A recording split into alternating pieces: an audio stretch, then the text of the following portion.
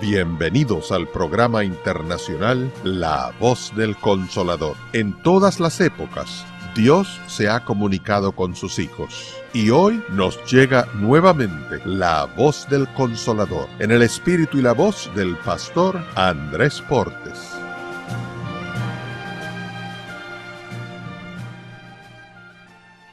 Hay un pensamiento en la palabra de Dios en el libro de los Romanos, en el capítulo número 5. Romanos capítulo 5, versículo 9. Dice la palabra de Dios, Romanos capítulo 5, versículo 9, pues mucho más, estando ya justificados en su sangre, por él seremos salvos de la ira. ¿Podemos estar en pie? Querido Padre Celestial, gracias por estar con nosotros en este lugar. Gracias, Señor, por los ángeles que nos acompañan y gracias por la presencia del Espíritu Santo. Gracias, Dios, por los amigos y amigas presentes. Gracias por los hermanos que nos acompañan. Gracias por todos aquellos y aquellas que nos siguen a través de la radio, la internet o la televisión. Bendígales a ellos grande y abundantemente. Querido Señor, en esta hora le rogamos que el Espíritu Santo nos traiga palabra de vida para la vida eterna. Que no recibamos palabra de hombre, pero que recibamos la palabra de Jehová que vive y permanece para siempre. Dios, háblenos. Habilítenos y capacítenos con su Espíritu para comprender su palabra, que cada uno de nosotros pueda tener una verdadera experiencia con usted, que nuestra vida sea alcanzada por su Espíritu y transformada para la gloria de su nombre. Diríjanos en esta hora, Dios, se lo rogamos y se lo pedimos en el nombre santo y bendito de Jesús. Amén, Señor. Amén. Muy bien, el tema de la ocasión es mucho más. Antes de trabajar con mucho más, es bueno que repasemos lo que ya estudiamos. En el tema anterior hablamos y estudiamos siendo aún pecadores. En el libro de Romanos se trata el tema del pecado. El apóstol Pablo nos presenta en todo el libro de Romanos lo que es la justicia de Dios. En el capítulo 5 toca específicamente la situación del pecado. Fundamentalmente el apóstol Pablo nos dice que cuando aún éramos débiles, impíos, pecadores y enemigos de Dios, Cristo murió por nosotros. Cuando estábamos descalificados, cuando no teníamos nada que presentar a Dios, cuando estábamos ausentes de Dios y no interesados en Dios, Cristo murió por nosotros.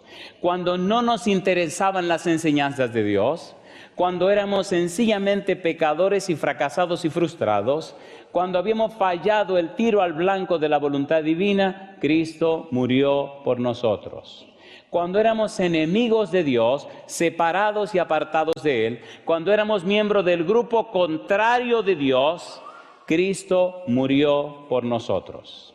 Cuando éramos sin futuro, sin esperanza y con nada, Cristo murió por nosotros. Cristo murió por los pecadores. Cristo murió por los enemigos de Dios. Cristo murió por los débiles y los impíos.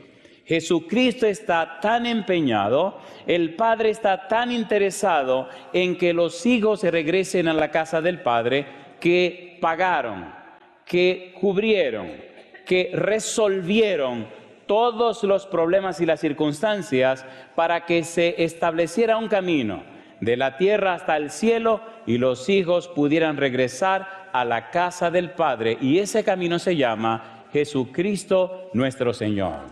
Cuando tú estabas lejos, el Señor te amó. Cuando estabas ausente de Dios, Dios te amó. Por eso llama la atención el empeño y el interés que tiene Dios de salvar a sus hijos y rescatar a sus criaturas. Hay un momento interesante en el capítulo 5, versículo 8, leíamos esta mañana, y es cómo se muestra el amor de Dios. Dios muestra su amor para con nosotros en que, siendo aún pecadores, Cristo murió por nosotros. La frase Cristo murió por nosotros es trascendente.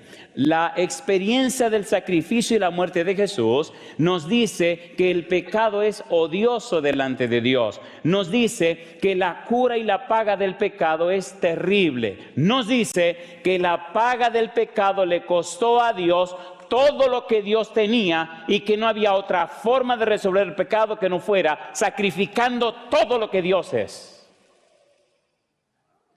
La gente trata con ligereza, la gente trata con mucha amabilidad, la gente trata con mucha ternura, la gente trata con mucha dulzura el problema del pecado y más aún, la gente se resiste a la obra del Espíritu en su vida personal.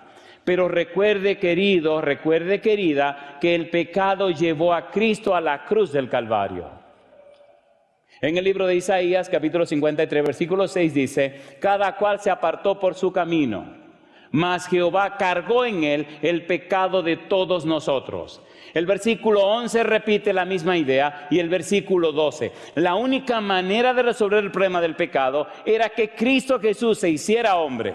Emmanuel, Dios con nosotros, y que muriera en la cruz y que pagara con su vida el precio del pecado. Y eso haría posible entonces que el hombre pudiera volver otra vez a esa relación íntima y estrecha con Dios. En el libro de Génesis capítulo 3 versículo 15, Dios queda claramente y establece que habría una enemistad entre la mujer y la serpiente. Entre la simiente de la mujer y la simiente de la serpiente. La simiente de la mujer, Cristo Jesús. La simiente de la serpiente, el pecado. Cristo pagó con su vida el precio del pecado. La paga del pecado es la muerte y Cristo murió esa muerte. Pero el regalo de Dios es vida eterna en Cristo Jesús, Señor nuestro. De manera que esa vida eterna de Cristo Jesús, Señor nuestro, está ofrecida para los que son débiles, para los que son impíos, para los que son pecadores y para los que son enemigos de Dios. Porque de tal manera amó Dios al mundo que ha dado a su Hijo único para que todo aquel que en Él cree no se pierda, mas tenga vida eterna. Tu pecado no es una disculpa, tu debilidad no es una disculpa, tu vida floja no es una disculpa. No hay ninguna disculpa para perderse. Dios lo pagó todo para que todos pudieran regresar a la casa del Padre. No hay razón para perderse. No hay razón para perderse. No hay razón para perderse. Por eso el apóstol Pablo, en su afán en el libro de Romanos de explicarnos la salvación, exalta la justicia de Dios. Por eso todo el libro de Romanos tiene como tema central la justicia de Dios. Por eso necesitamos entender la justicia de Dios. Porque en el Evangelio la justicia de Dios se revela. Pero es bueno aclarar que la justicia de Dios no es la justicia romana. Ni siquiera la justicia griega. Cuando vemos la imagen de la justicia que conocemos socialmente, descubrimos a una mujer con vendas en los ojos, con una espada en la mano derecha y una balanza en la mano izquierda. ¿Es así o no es así? ¿Es así o no es así? Esa no es la justicia de Dios. La justicia de Dios, según una figura judía, una figura hebrea, se representa con una mujer, pero no tiene vendas, no tiene espada, ni tampoco tiene balanza. Se representa con una mujer, con una mano extendida para levantar a alguien que fue dañado, y con la otra mano enfrenta al que lo dañó. Y yo le pregunto, ¿vino Jesús a la tierra para mostrar la justicia de Dios? ¿Sí o no? ¿Levantó Cristo al caído y al maltratado? ¿Vino y cumplió con el papel del Mesías? ¿Sí o no? Y con la otra mano le hizo frente al pecado, a la maldad, a Satanás y a sus demonios. Colosenses capítulo número 2. Colosenses capítulo 2. ¿Hasta dónde llega el colmo de Dios? ¿Hasta dónde llega el empeño de Dios, hasta dónde llega el interés de Dios por una humanidad que no lo merece, por una humanidad que no lo ama, por una humanidad a quien posiblemente Dios no le importe. ¿Hasta dónde llega? ¿Hasta dónde llega el empeño de Dios por criaturas que no lo merecen? Versículo 14, capítulo 2, Colosenses. Dice el apóstol Pablo, anulando el acta de los decretos que había contra nosotros, que nos era contraria, quitándola de en medio. ¿Y qué dice ahora? Y clavándola en la cruz. Y despojando a los principados y a las potestades, los exhibió públicamente, triunfando sobre ellos, ¿dónde? En la cruz. En la cruz se quitaron todas las máscaras.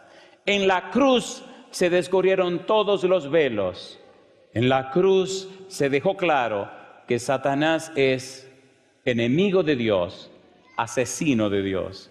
En la cruz se vindicó plena y ampliamente el maravilloso carácter de Dios. Y quedó claro que mas Dios muestra su amor para con nosotros en que aun siendo pecadores, Cristo murió por nosotros. Y yo digo, alabado sea el nombre de Dios.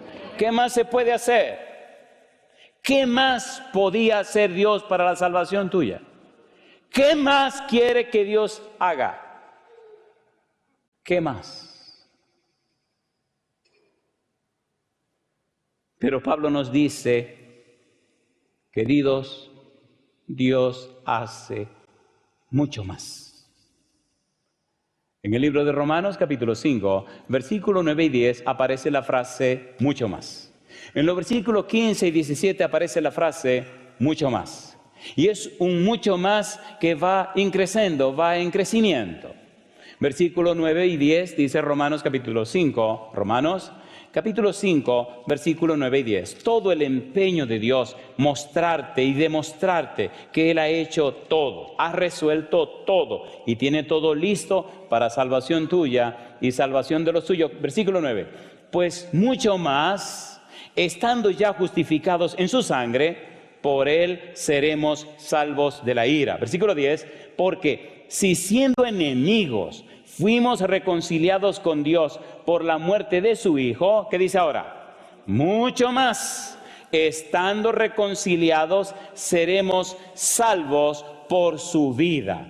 Número 1, 2, mucho más que nos hablan de la seguridad futura. Y número 2, 2, mucho más que nos hablan de la abundante gracia de Dios en favor nuestro. Versículo 15. Dice el verso 15, pero el don no fue como la transgresión. Porque si por la transgresión de aquel uno murieron los muchos, dice Pablo ahora, abundaron mucho más para los muchos la gracia y el don de Dios por la gracia de un hombre, Jesucristo. Y yo digo, alabado sea el nombre de Dios. Versículo 17.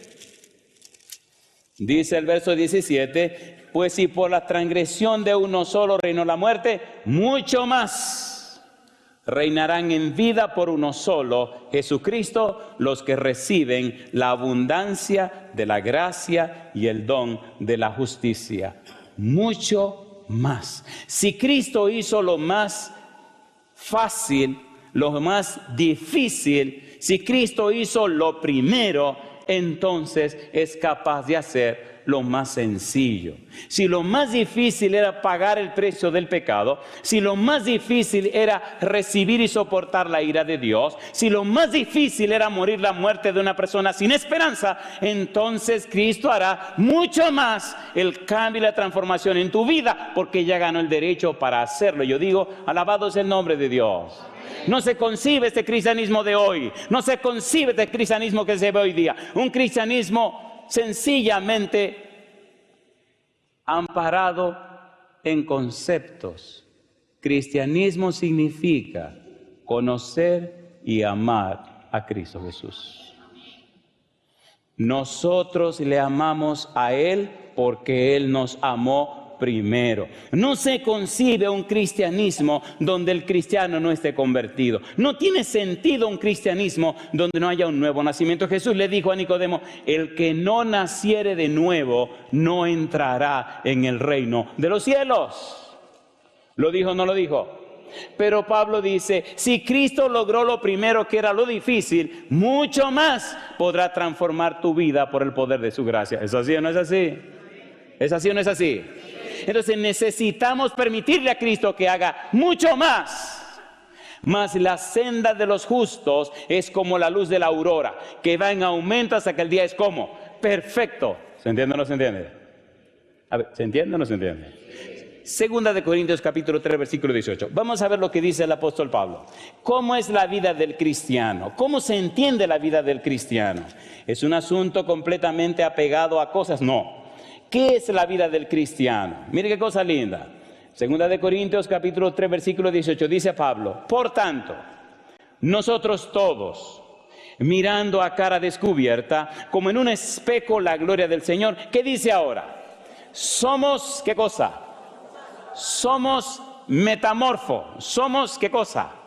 Transformados, somos cambiados. ¿Qué cosa es metamorfosis? La metamorfosis es nada más y nada menos que el proceso mediante el cual una oruga, un gusano, se convierte en mariposa. Pero la mariposa no se hace gusano. Cuando se hace mariposa, sale volando, ya no se arrastra más. La Biblia está diciendo que el Espíritu Santo hace lo siguiente. Somos transformados, como dice, de gloria en la misma imagen como por el Espíritu del Señor. Y yo digo, alabado sea el nombre de Dios. Usted no me puede decir a mí,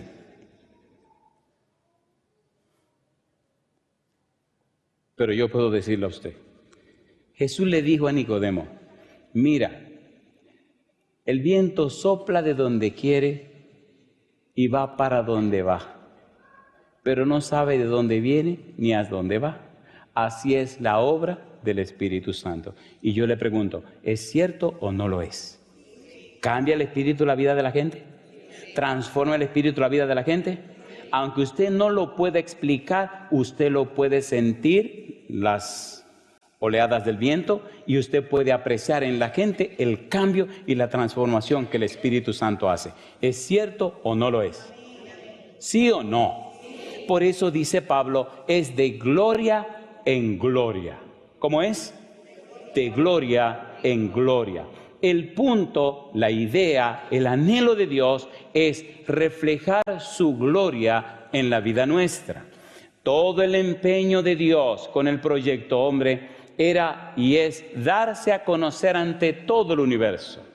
La idea de Adán y Eva, la idea de Dios con Adán y Eva era mostrar su gloria, darse a conocer ante todo el universo. Mi pregunta, ¿somos o no somos templo del Espíritu Santo? ¿Fuimos creados para morada del Espíritu de Dios, sí o no? ¿Escudriña el Espíritu Santo lo profundo de Dios?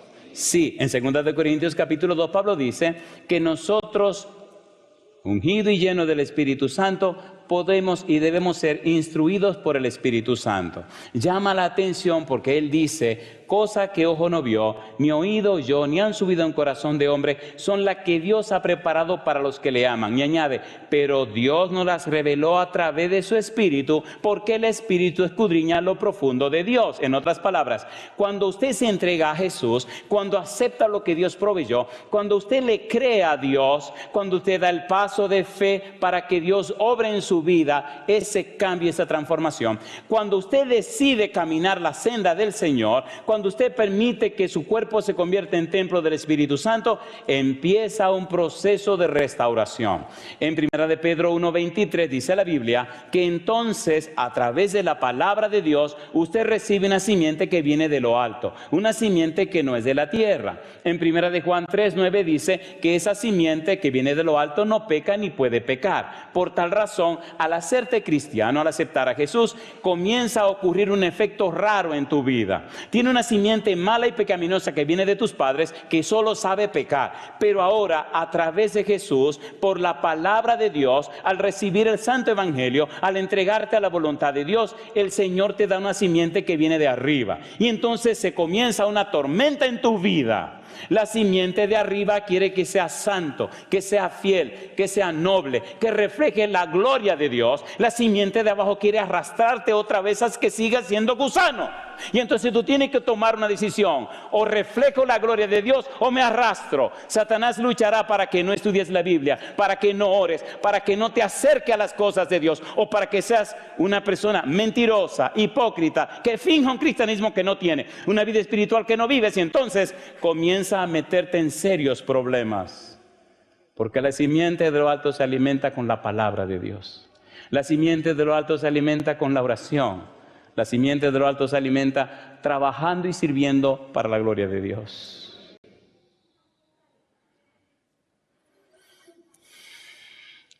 Cuando Pablo escribió el libro de Romanos, quiso explicarnos cómo funciona el asunto de la salvación.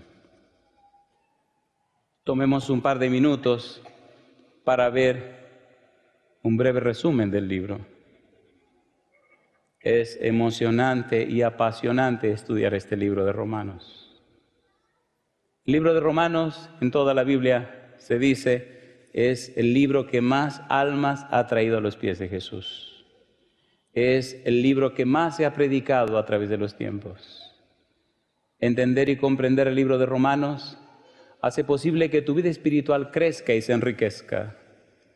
Entender el mensaje de Romanos, comprender la justicia de Dios, ver el plan de salvación, acercarse a la forma como Pablo describe todo el asunto que involucra la salvación, te ayuda a tener un crecimiento más amplio, más hermoso.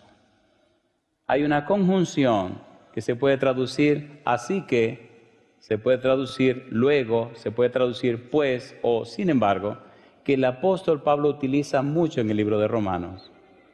Así que, y entonces esboza todo el libro con 5 así que. Aparecen muchos así que, pero veamos todo el libro esbozado en 5 partes. El primer así que el apóstol Pablo utiliza le llama el así que de la condenación. ¿El así que de qué? De la condenación. Desde el capítulo 1, versículo 18, hasta el capítulo 3, versículo 20, él establece allí en toda esa sección un así que de condenación. Tanto los gentiles como los judíos están bajo condenación, por cuanto todos pecaron y están destituidos de la gloria de Dios. Todos son pecadores. En el capítulo 3, versículo 9 dice, ya arreglamos a judíos y a gentiles. Todos están bajo condenación. Número 2, la segunda parte del libro, capítulo 3, versículo 21 hasta el capítulo 5, la última parte, el apóstol Pablo nos presenta en una manera hermosa y maravillosa lo que es el asique de la justificación. Cómo Dios puede declarar justo al pecador. ¿Qué es lo que Dios ha hecho? ¿Cómo en Cristo se manifiesta la justicia de Dios? Esa justicia que levanta al pecador, esa justicia que enfrenta al que hizo daño. En esa parte de la Biblia, capítulo 3, versículo 21 al capítulo 5 de su última parte, encontramos la belleza en el capítulo 3 de las metáforas que utiliza. Número 1, la justificación. Número 2, la redención. Y número 3, la propiciación o expiación. Metáforas que Pablo utiliza para ayudarnos a entender el asunto de cómo Dios es capaz de declarar justo al pecador. En el capítulo 4 nos presenta a Abraham y a David como un ejemplo de justificación por la fe. Y en el capítulo 5, el capítulo que estamos mirando, nos presenta la belleza de cómo Dios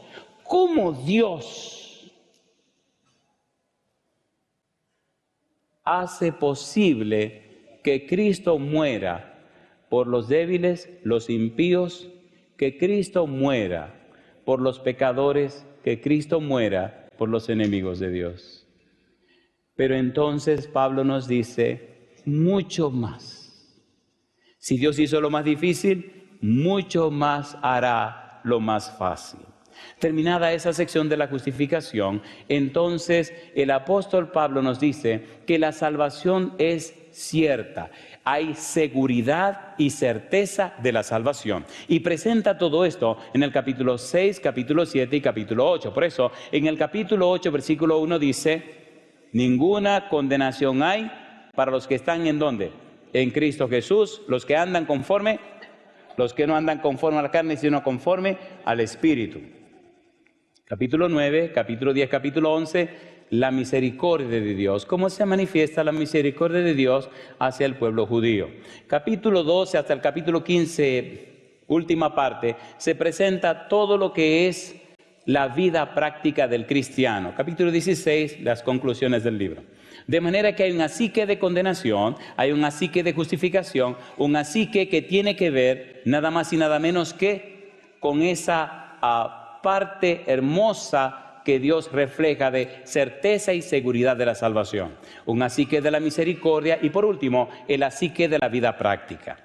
Sí, Dios ama al pecador. Sí, pagó el precio del pecado. Sí, Cristo murió por los pecadores. Sin embargo, cuando usted acepta venir a Cristo, cuando usted acepta lo que Dios ha provisto, cuando usted acepta recibir a Jesús, el Señor no lo deja como usted está. El Santo Espíritu viene a la vida suya y empieza un proceso de transformación. ¿Es cierto o no lo es? ¿Sí o no? Dios no lo deja en un punto muerto. Si usted tiene tiempo en la iglesia cristiana y está en un punto muerto, revise, querido, que algo anda mal. ¿Qué dice 2 Corintios 5, 17? De modo que si alguno está en Cristo, nueva criatura es, las cosas viejas pasaron y aquí todas son hechas nuevas. Recuerde, Cristo dijo, sin mí nada podéis hacer. Pablo dijo, todo lo puedo en Cristo que me fortalece. Y Pablo dijo también, porque Dios produce en vosotros así el querer como el hacer por su buena voluntad. Y mi pregunta para usted, ¿ha decidido Dios proveer todo lo necesario para la salvación nuestra? ¿Sí o no? ¿Ha decidido Dios proveer todo lo necesario para la santificación nuestra? ¿Sí o no? En el libro de Efesios capítulo 3, versículo 16 al 19, aparecen 3 grupos de ideas que llenan mi vida de emoción. Por ejemplo, en el capítulo 16, Pablo dice que ora a Dios. Por tanto, doblo mis rodillas delante del Padre y dice, para que ustedes sean fortalecidos con poder en el hombre interior por su Espíritu, para que habite Cristo por la fe en vuestros corazones. Y en el 19 dice, para que ustedes sean llenos de toda la plenitud de Dios. Y usted preguntará, pastor, ¿qué me está diciendo? Y yo te contesto, te estoy diciendo, querido, que aunque Dios te ama cuando eres débil, impío, pecador y enemigo, cuando te recibe así de feo y de malo, Él te lava, te limpia, te baña, te prepara. Pero empieza en ti un proceso maravilloso de transformación donde tu vida comienza a reflejar la gloria de Dios. Fortalecido con poder, krataio y dinami significa que te da una potencia de vida y te da un dinamismo que es capaz de mantenerte firme, pero también te hace tan dinámico que revoluciona la vida de todo el que te conoce. No se concibe un cristiano que no sea posible que en su vida se refleje el poder de Dios. ¿Cómo puede la gente que te conoce ser la misma persona siempre y tú eres un cristiano llamado o un cristiano que tiene el nombre de Jesús? Es imposible, queridos, cuando uno está lleno del Espíritu Santo y es fortalecido con poder en el hombre interior. Tradúzcase hombre interior como nuestro ser intelectual y nuestro ser espiritual. Tradúzcase la parte intelectual como mente, voluntad y conciencia. Cuando el Espíritu Santo viene a la vida de un ser humano, el Santo Espíritu fortalece su mente, habilita su conciencia y le da fuerza a la voluntad. Lo hace tan potente y tan firme que no hay nada ni nadie que lo mueva de Jesús. Pero lo hace tan dinámico o dinámica que su vida se convierte en una explosión que cambia y transforma la vida de todo el que le conoce. ¿Es así o no es así? ¿Es así o no es así? ¿Cómo puede vivir tan tranquilo? ¿Cómo puede vivir tan quieto cuando las personas que te conocen y te rodean no tienen ningún interés por Dios?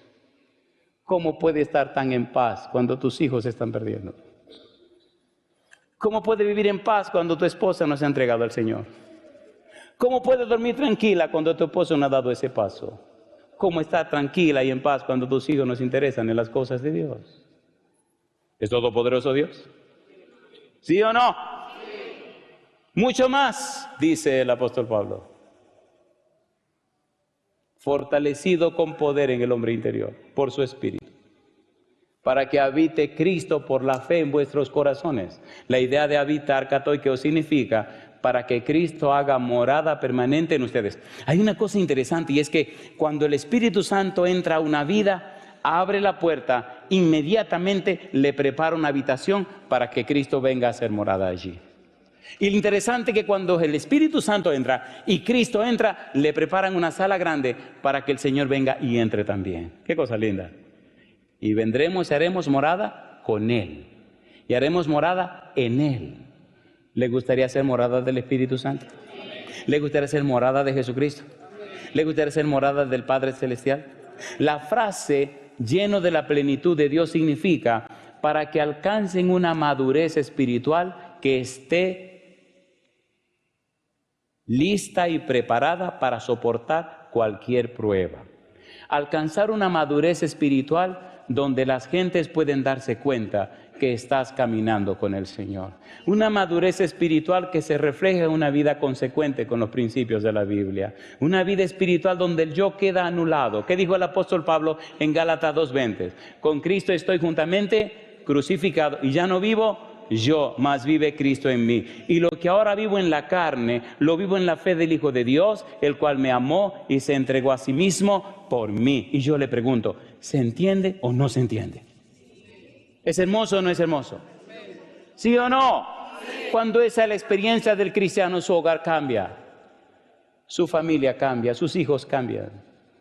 Cuando esa es la experiencia del cristiano en el trabajo, las cosas cambian. En la iglesia las cosas cambian. Y toda persona que le conoce sabe que esa persona es morada del Espíritu Santo. ¿Es hermoso o no es hermoso?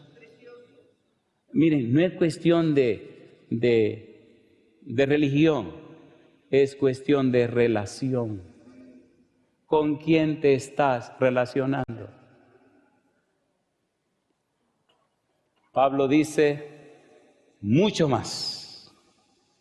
Dios está dispuesto a hacer por nosotros, en nosotros y con nosotros mucho más. No tiene límite lo que Dios quiere hacer en nuestra vida. Sí, número 1, no importa el lugar donde estés, Cristo murió para pagar el precio de tus pecados. Y cuando decide entregarte a Jesús, entonces Dios comienza a hacer mucho más. Dios comienza a transformarte mucho más. Dios comienza a levantarte mucho más. Dios comienza a obrar en tu vida maravillas y milagros que te llevan mucho más allá de lo que jamás pensaste que sería posible lograr. El afán del apóstol Pablo es decirnos, reconciliémonos con Dios, volvamos a Dios. Romanos capítulo 5, veamos cómo él lo presenta, cómo lo plantea. Romanos capítulo número 5, vamos rapidito. Dice el apóstol Pablo, Romanos capítulo 5, versículo número 10. Porque si siendo enemigos fuimos reconciliados con Dios por la muerte de su Hijo, ¿qué dice ahora? Mucho más, estando reconciliados, seremos salvos. ¿Por qué cosa dice? Por su vida. Aquí aparece un verbo interesante. Reconciliar.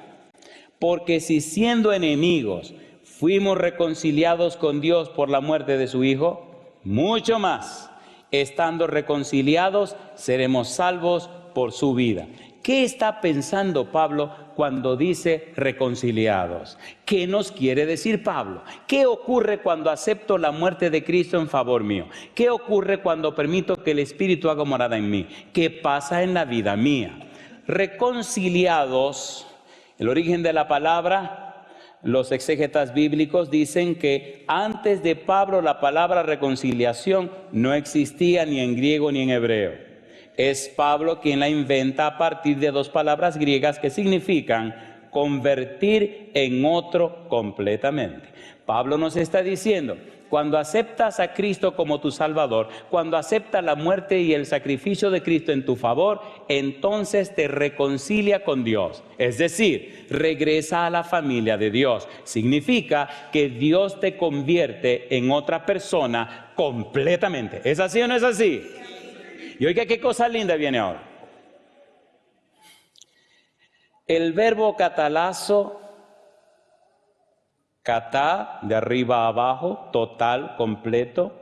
Alazo, transformar. Catalazo es convertirse en otro de una forma completa. ¿Es hermoso o no es hermoso? De una forma ¿cómo? Completa. De arriba a abajo. Dios te cambia y te transforma completamente. Y mire qué cosa linda. El sustantivo catalá, que es reconciliación, lo encontramos 4 veces en las epístolas de Pablo. Romanos capítulo 5, versículo 1. Dice Romanos 5:1, justificados pues por la fe, tenemos paz para con Dios, por medio de ¿quién dice? De nuestro Señor Jesucristo. Mi pregunta, ¿nos reconciliamos con Dios a través de Cristo, sí o no?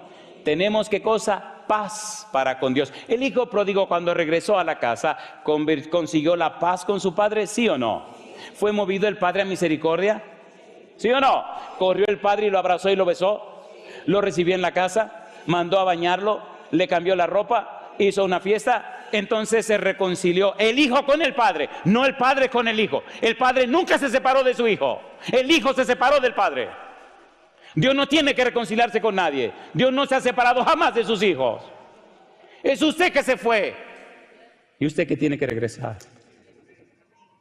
¿Sí o no?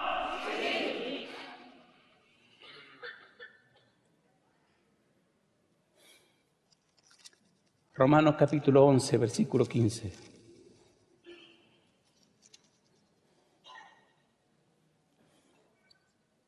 Porque si su exclusión es la reconciliación del mundo, ¿qué será su admisión sino vida de entre los muertos? Dios quiere reconciliarse con sus hijos, aún con aquellos que crucificaron a Cristo en la cruz del Calvario. Segunda de Corintios capítulo 5, versículo 18. Me gusta la Biblia. Segunda de Corintios 5, 18. Estamos con el sustantivo reconciliación. Segunda de Corintios capítulo 5, versículo 18 dice Pablo, y todo esto proviene de Dios, quien nos reconcilió consigo mismo por Cristo y nos dio el ministerio de ¿qué cosa? De la reconciliación. ¿Sabe lo que es confiarle a usted y confiarme a mí? El ministerio de la reconciliación, el ministerio de que la persona se reconcilien con su Padre. La palabra reconciliación es una figura, es una metáfora que tiene que ver con la familia. Dios nos escogió a nosotros para que vayamos por todo el mundo buscando los hijos de Dios que se separaron y traerlos de vuelta al Padre para que se reconcilien con Dios. ¿Es hermoso o no es hermoso eso? ¿Es hermoso o no es hermoso?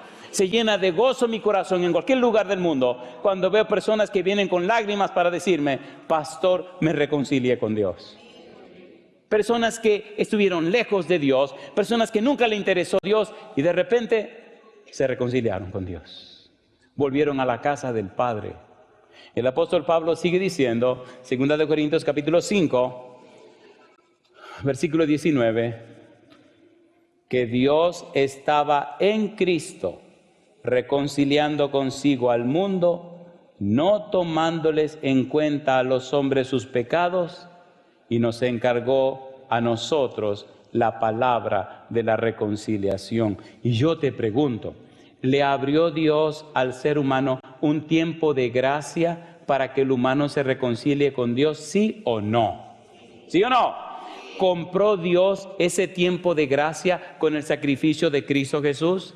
Sí. ¿Logró Dios abrir una ventana para que exista la gracia común y una ventana para que aparezca la gracia salvadora? ¿Sí o no?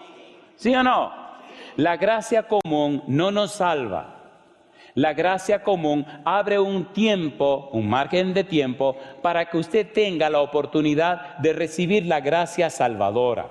La gracia común hace posible que los impíos y los fieles vivan en un mundo y no se diferencie uno de otro. ¿Llueve para todos? Sí.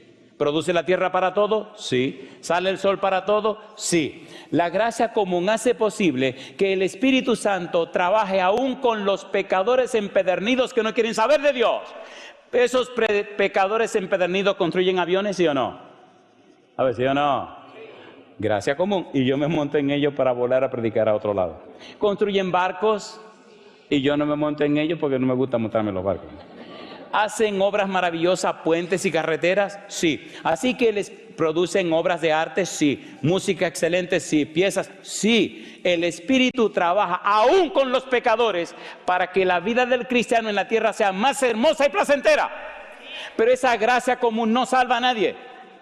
Algunos la llaman justificación temporaria universal o justificación forense. ¿Hace salir Dios el sol para buenos y malos, para justos e injustos? Sí. ¿Hace que llueva para todos? Sí. Gracia común. Mi negro, no te quedes ahí.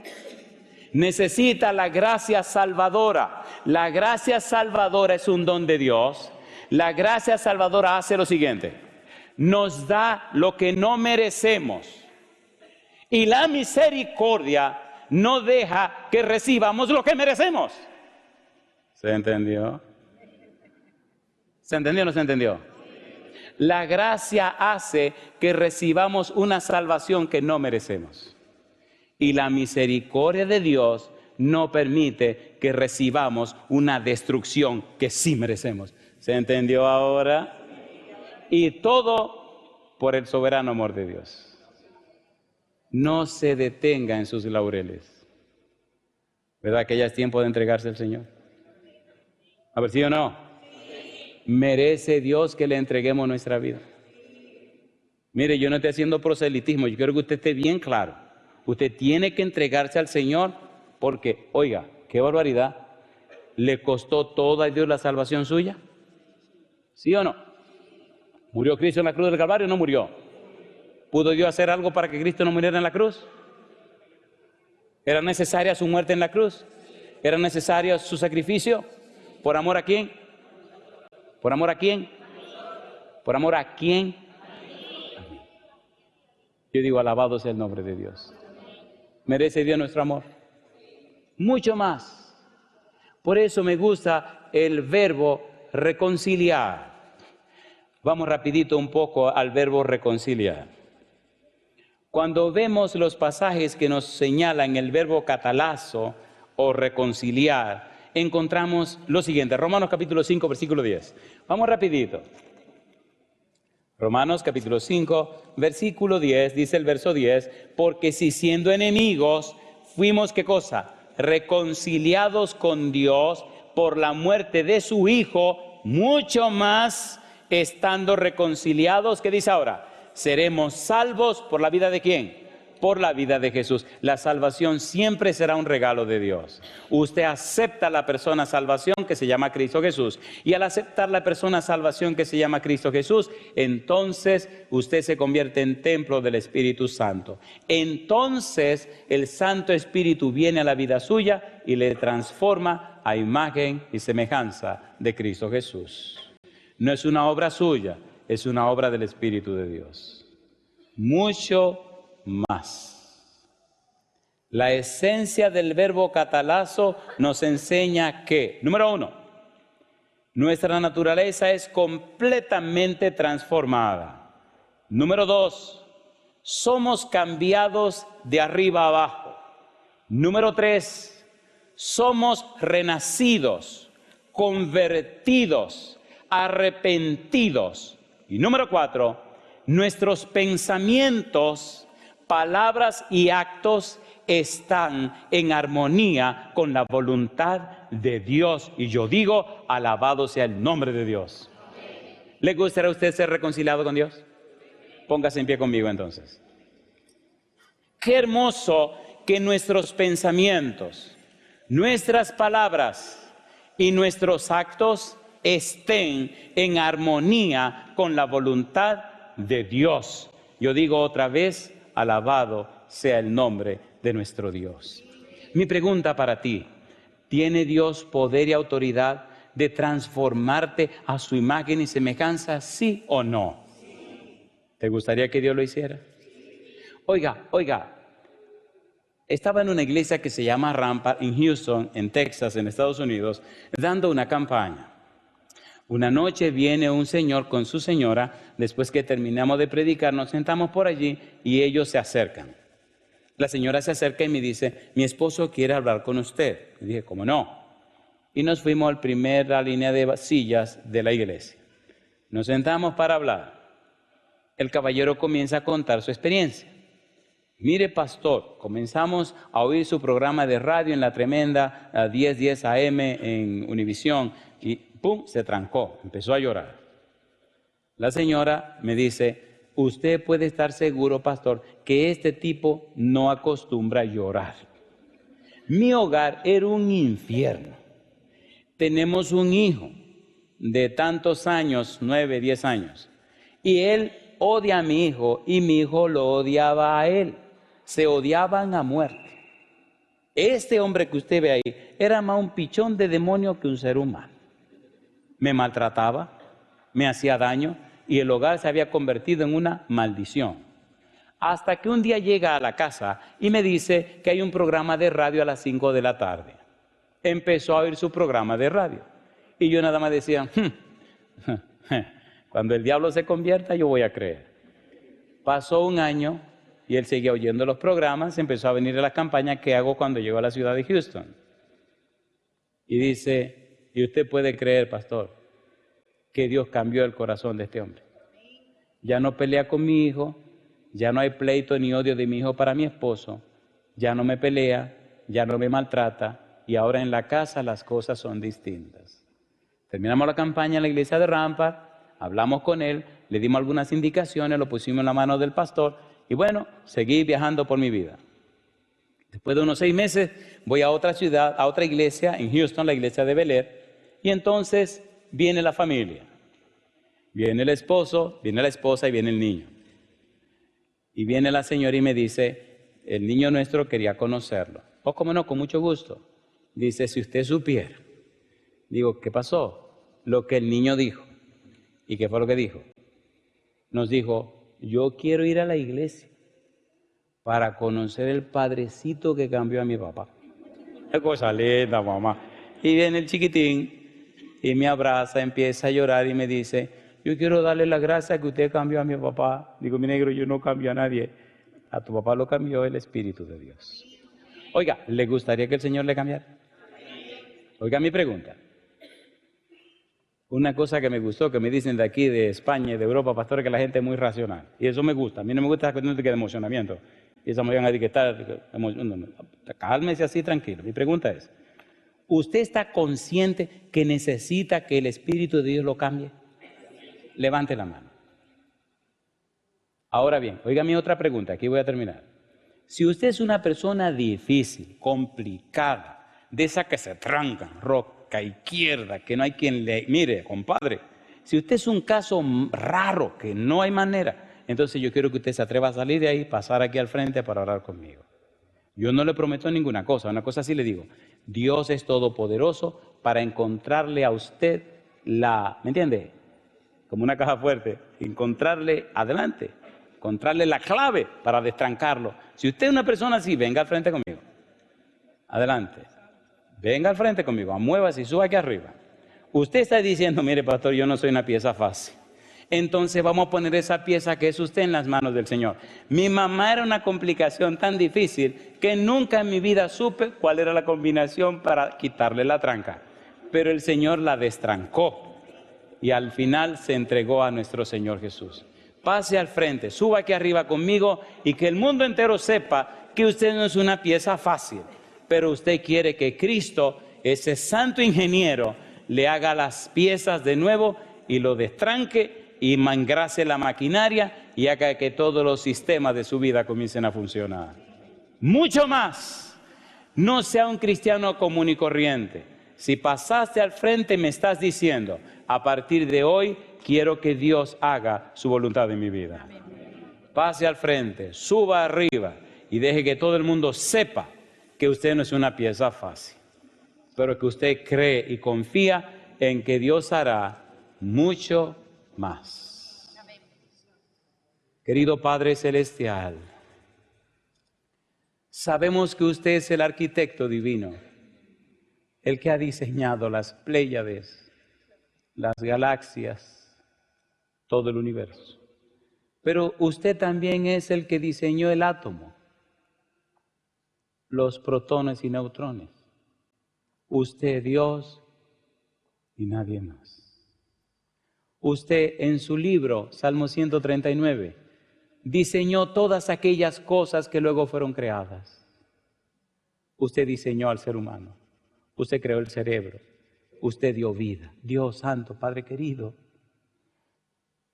Padre querido. Estas personas han pasado al frente.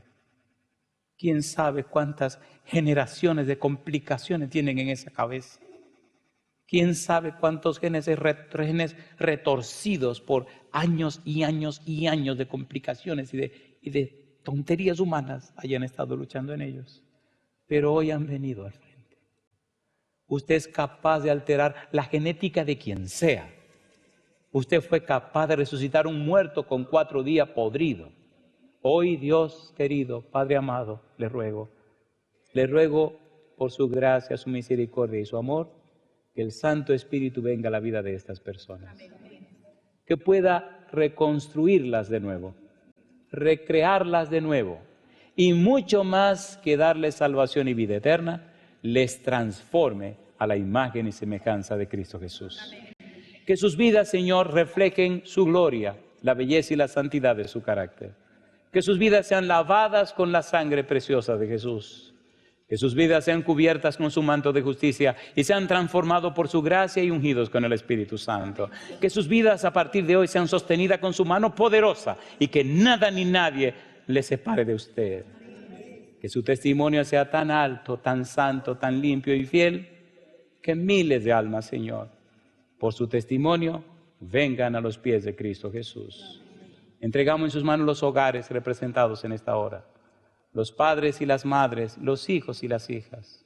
Dios, usted sabe cómo los espíritus del mal están acabando con la familia, pero usted dice en su palabra que al final se levantaría el espíritu de Elías, que haría volver el corazón de los padres hacia los hijos y el corazón de los hijos hacia la prudencia de los santos. Déjenos ver hoy en esta ciudad de Madrid, Señor, su gloria manifestada en cada familia presente. Pero también en las familias de aquellos que nos siguen a través de la radio, la internet o la televisión. Que ángeles poderosos se establezcan aquí y que su espíritu repose en cada corazón que escucha este mensaje. Y que el cambio sea tan glorioso, el cambio sea tan maravilloso, que aún los demonios se asusten y sorprendan y huyan despavoridos al ver que el todopoderoso Jehová está cambiando y transformando las vidas. Y entonces que nuestra vida sea enriquecida mucho más para la gloria de su nombre. Amén. Dios, lo pedimos en el nombre de Jesús. Amén. Amén, Señor. Amén, Jesús.